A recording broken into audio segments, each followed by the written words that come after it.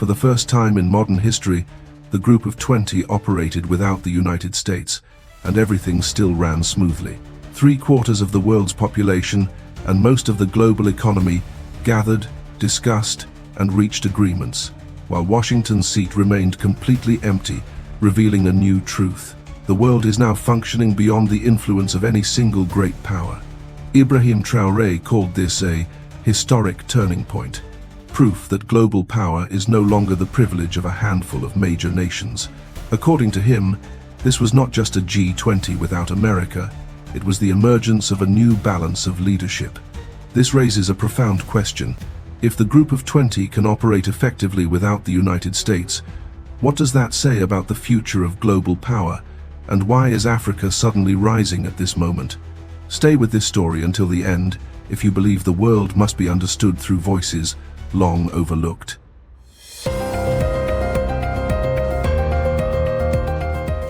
The world entered this year's G20 summit with an unusual tension. For decades, the United States had been a central figure, sometimes the architect, sometimes the referee, often the dominant voice shaping the terms of discussion. But this time, the American chair was empty. Not temporarily, not symbolically, completely empty. No last-minute delegation, no virtual appearance, no shadow presence influencing the agenda. And yet, the summit not only proceeded, it advanced with striking efficiency.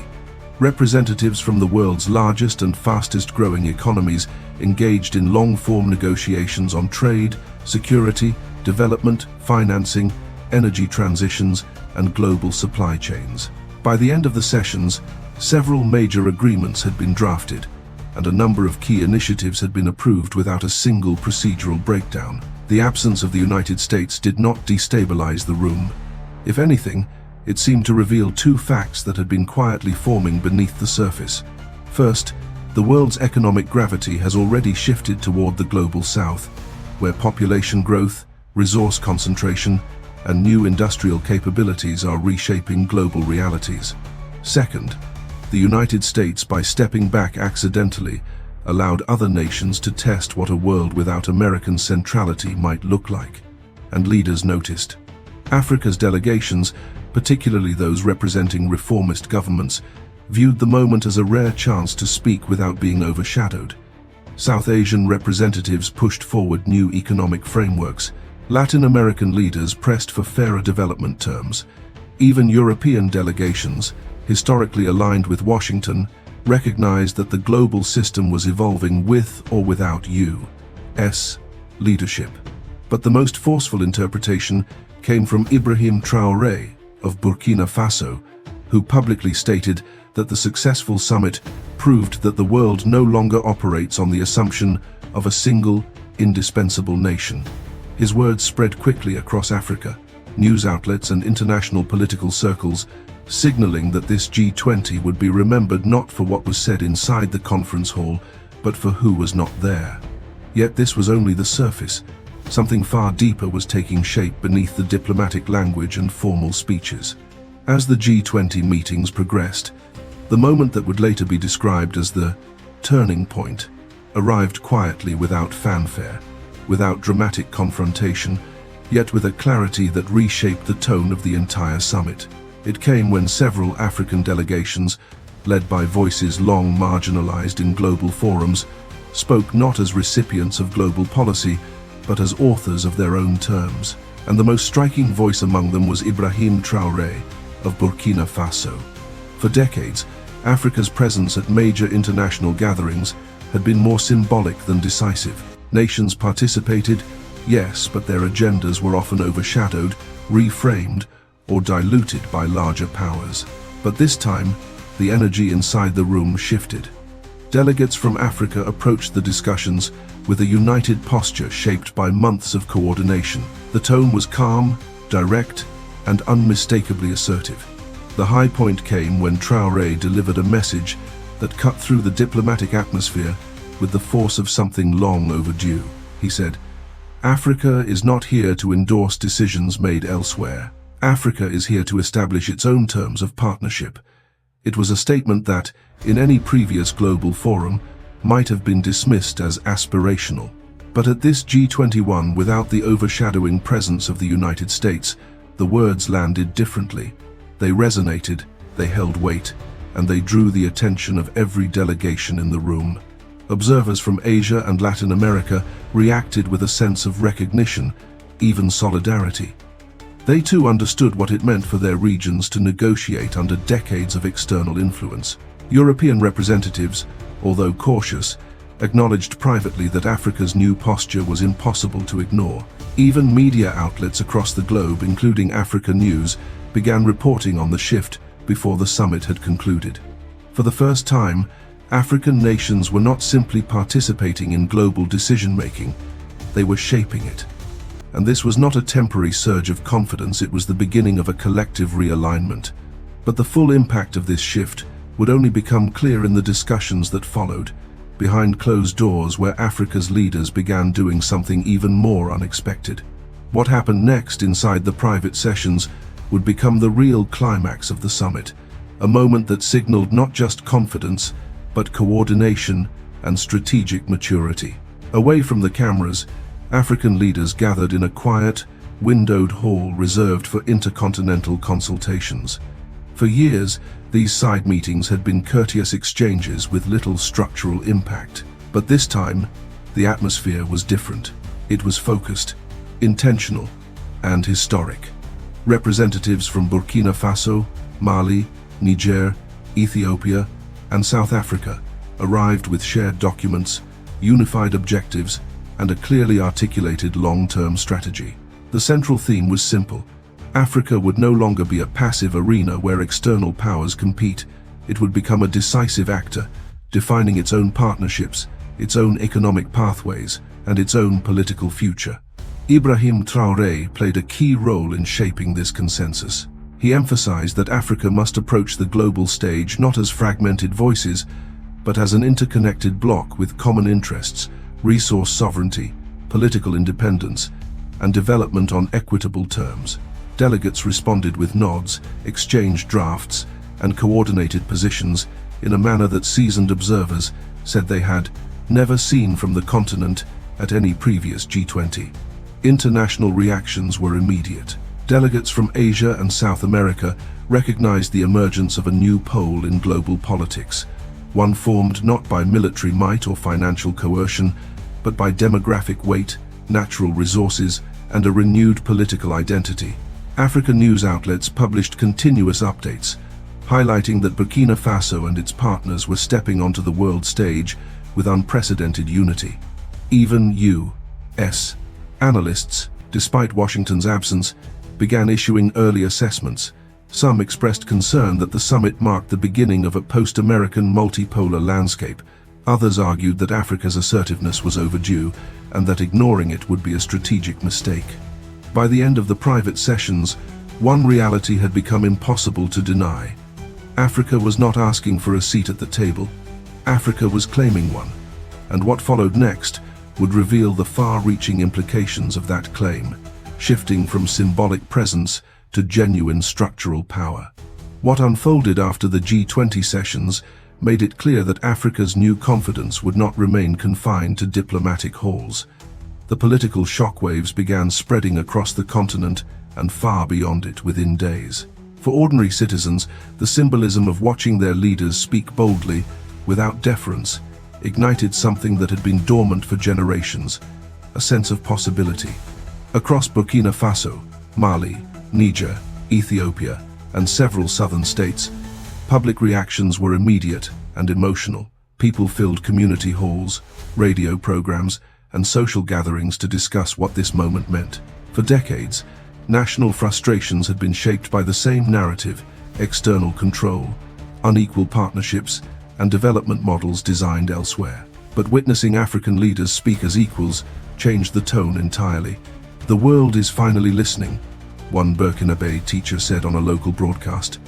"For the first time, we are not being taught what our future should be. We are defining it." This shift in public sentiment carried serious political implications. It strengthened the legitimacy of leaders who championed sovereignty and weakened the position of local elites who had long aligned themselves with external powers.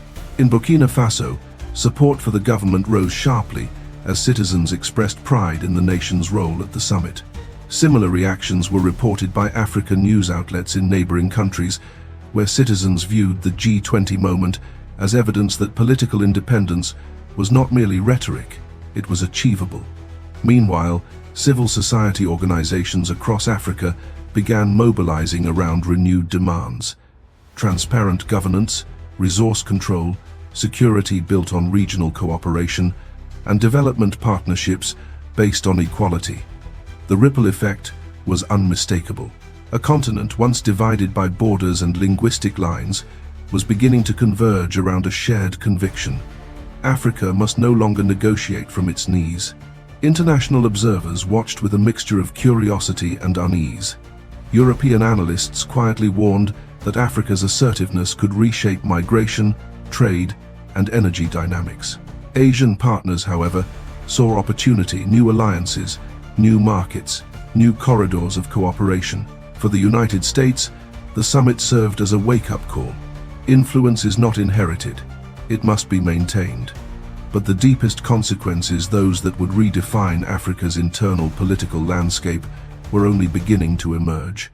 As the political winds shifted across the continent, the impact on governance structures became increasingly visible. African leaders who had historically relied on Western approval to legitimize their decisions suddenly found that their most important audience had changed. It was no longer Washington, Paris, or Brussels, it was their own people. And that shift, subtle as it seemed, began forcing governments to adapt or risk becoming irrelevant. In Burkina Faso, Ibrahim Traoré's firm stance at the summit strengthened his domestic mandate. Citizens saw in him a leader who spoke with clarity and courage, not as a subordinate, but as an equal among global powers.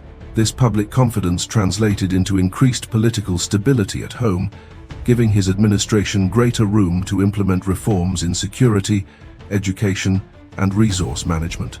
African news outlets highlighted how this renewed trust was altering the national mood, especially among young people who felt, for the first time, that their country was shaping its own destiny. The momentum spread across neighboring Sahel states as well. Mali and Niger intensified coordination on security operations and resource control, reinforcing their shift away from dependency on former colonial powers. Ethiopia and South Africa, though facing different domestic challenges, also adjusted their diplomatic strategies to align with the emerging African consensus: sovereignty first, partnerships based on equality, and zero tolerance for political interference. However, this transformation triggered reactions from outside the continent. Former colonial powers began reassessing their strategic positions as African nations resisted pressure and demanded fairer economic terms. Some Western analysts warned that a more united Africa could disrupt established trade routes, mineral supplies, and geopolitical alliances. Others argued that Africa's rising confidence was long overdue and that the world should welcome it. These tensions created a rare moment of clarity. Africa was no longer waiting for the world to define its role. Instead, it was building new structures, alliances in the Sahel, continental initiatives, and South-South cooperation agreements that reflected its own identity and priorities. And yet, the most profound implication of all was still on its way: how this shift would reshape global strategy, particularly in the eyes of Washington and other major powers. From Washington's perspective, the outcome of the G20 summit was more than an unusual geopolitical event. It was a strategic warning. For decades, American policymakers operated under the assumption that global governance could not function effectively without U.S. leadership. But this summit, which progressed without disruption, confronted that belief head-on. In think tanks across the capital, analysts began dissecting what had happened. Some argued that American absence created an opening for nations like India, China, and Brazil to maneuver more freely. Others expressed deeper concern. The G20 had revealed that the Global South, long dismissed as fragmented, had begun acting with shared purpose. And at the center of that shift stood a set of African leaders whose voices carried a confidence not seen in previous decades. The name that appeared repeatedly in Washington briefings was Ibrahim Traoré, the young head of state from Burkina Faso, whose speeches circulated rapidly across diplomatic circles and mainstream African news outlets. What unsettled many U.S. analysts was not only his rhetoric, but the enthusiastic response it received across the continent. For a country of modest size to command such attention signaled that something larger was unfolding, an ideological shift rooted in sovereignty, demographic strength, and frustration with older power structures. European governments, too, felt the tremors. Paris, Berlin, and Brussels quietly acknowledged that Africa's political trajectory was moving beyond their ability to influence unilaterally. In diplomatic cables, European officials noted that African delegations at the summit were no longer requesting assistance, they were negotiating terms. That distinction, simple as it may seem, represented a profound change in global power relations. Meanwhile, leaders in Asia and Latin America viewed the moment differently. To them, Africa's assertiveness did not threaten the global order, it enriched it. They saw opportunity, new alliances, new markets, and a stronger foundation for South-South cooperation. China and India, in particular, recognized that the rise of African agency would accelerate multipolarity. Yet the question remained, what would this mean not just for US influence abroad, but for the entire architecture of global leadership? The answer would emerge only when nations began recalibrating their foreign policies in response to Africa's new posture, and that moment was already approaching. As global reactions unfolded, it became evident that the G20 summit had initiated a measurable reconfiguration of international strategy. Governments were no longer asking whether Africa would rise, they were asking how fast, under whose leadership, and with what consequences for existing alliances. At the heart of this reassessment was a growing acknowledgement that Ibrahim Traoré and the movement he represents in Burkina Faso were not anomalies, but early indicators of a continental shift. American policymakers began reviewing their engagement frameworks with Africa. For years, Washington had relied on a model based on aid, security assistance, and diplomatic influence. But the new posture displayed by Africa's leaders, articulated boldly by Traoré and amplified in African news coverage, made it clear that traditional approaches would no longer suffice. African nations were no longer seeking validation, they were asserting their own strategic priorities and expecting external partners to respect them. Meanwhile, Western Europe faced a more difficult dilemma. Countries such as France, which historically held substantial political sway in West Africa, recognized that their influence had been dramatically reduced. What concerned European analysts most was not simply the loss of access or influence, it was the speed at which African public opinion had shifted. Citizens across the Sahel now measured leadership by its ability to defend sovereignty, manage resources independently, and reject foreign interference. This was the political environment that allowed figures like Traoré to rise and sustain that rise. In contrast, nations in the global south responded with enthusiasm. Brazil, India, Indonesia, and Turkey accelerated diplomatic outreach, viewing Africa's awakening as an opportunity to deepen multipolar governance. They recognized that Africa's demographic momentum, resource wealth, and ideological clarity could serve as foundations for new economic corridors and political alliances. Even global financial institutions, long criticized for imposing restrictive conditions, began signaling openness to renegotiating terms with African states. The message was unmistakable. The world had no choice but to adapt. By the time the summit concluded, one conclusion had become unavoidable. The future of global leadership would no longer be determined solely in Washington, Brussels, or Beijing. Africa had claimed its voice, and leaders like Ibrahim Traoré of Burkina Faso made it impossible to ignore. But the true twist, the shift that would redefine Africa's role in the century ahead, was only beginning to reveal itself. What the world witnessed after the G20 was not merely a diplomatic shift, it was a revelation that stunned even seasoned analysts. For years, Africa had been viewed as a region responding to global events, not initiating them. But the twist came when African leaders, led by voices like Ibrahim Traoré of Burkina Faso, began unveiling plans that had clearly been in development long before the summit. These were not reactive policies, they were strategic frameworks. In an unexpected move, several African governments announced the creation of new regional mechanisms designed to bypass traditional power structures. These included alternative financial settlement systems aimed at reducing dependence on the U.S. dollar, cross-border infrastructure projects linking key resource zones, and coordinated security initiatives across the Sahel. Each announcement carried the same underlying message. Africa was no longer waiting for permission. It was designing its own future. What shocked observers was not only the ambition of these initiatives but their timing. They were released immediately after the G20, suggesting that the summit had served as a launchpad, not merely a diplomatic showcase. African news outlets described this moment as the unveiling of a continental blueprint. And for once, the description did not seem exaggerated. But the twist went deeper. Behind the scenes, nations from Asia, the Middle East, and Latin America began quietly signaling that they were prepared to support Africa's new direction, not as patrons, but as partners.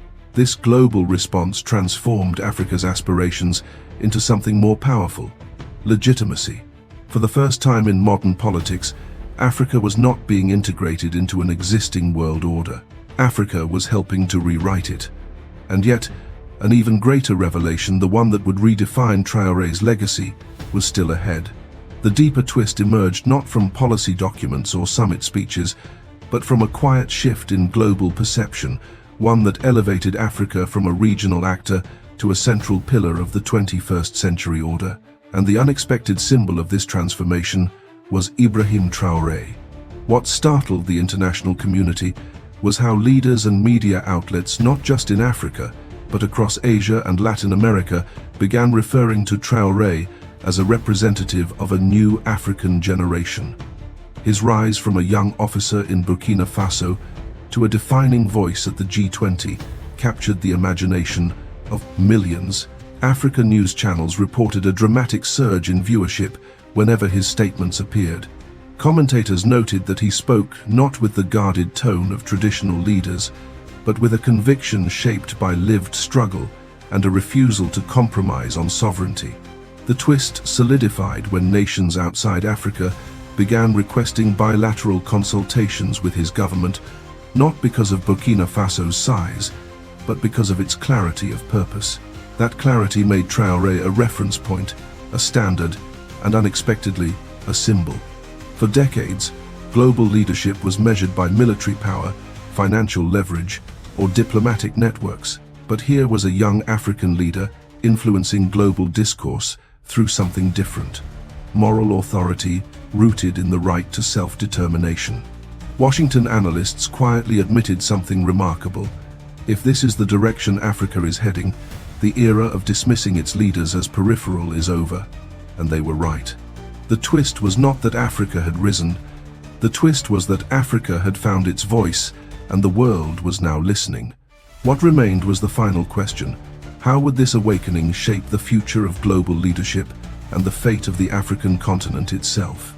The G20 summit, held without the United States, did more than test the machinery of global governance. It revealed a world in transition. For the first time, Africa was not standing at the margins of history. It was shaping it. And leaders like Ibrahim Traoré, a young, unapologetic voice from Burkina Faso, showed that influence today is no longer defined by size or wealth, but by clarity, courage, and conviction. Across the continent, communities felt something they had not felt in generations: direction. African news outlets captured this awakening as citizens spoke about sovereignty, dignity, and self-determination with renewed faith. This was not optimism born from speeches. It was confidence rooted in action. The world is changing, and Africa is no longer a footnote. It is a center of gravity, a continent rebuilding itself, one decision, one alliance, one leader at a time. As Traoré himself said, "We do not ask permission to be free. We rise to claim it." So I leave you with this. Do you believe this new generation of African leadership is guiding the continent toward its rightful place in the world? And will you stand with those who dare to speak for their people? If the spirit of Ibrahim Traoré moves you, share this story. And if you believe truth matters more than headlines, subscribe and walk with us into a future where Africa stands tall once again.